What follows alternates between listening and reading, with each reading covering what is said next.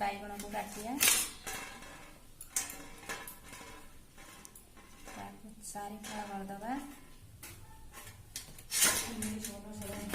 गला तापर आम हलदी पकेबा स्वाद अनुसार लुण दबा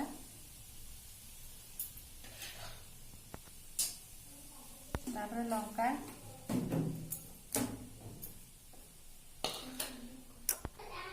जीरा गुंड दबा ताको भल से गोलई दबा भल से गोलई देलु ताको कढ़ी बसेगा तापर हमें कढ़ी गरम हो गला तेल पकेबे तापर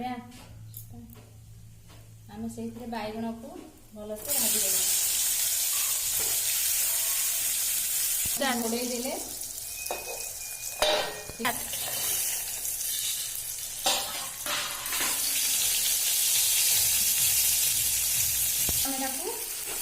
प्लेट दे काढ़ी देवा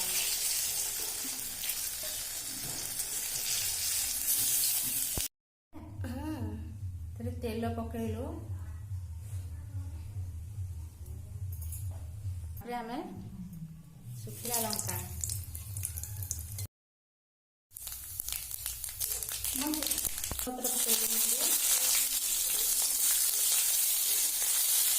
प्याज पकेगा जीरा और लंका बटा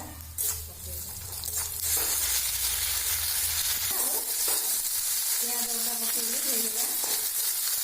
ताको पकेले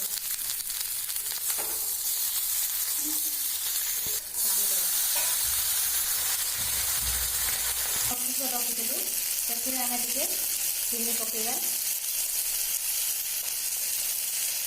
गोटाए चामच पकेगा भल से छुटीदेव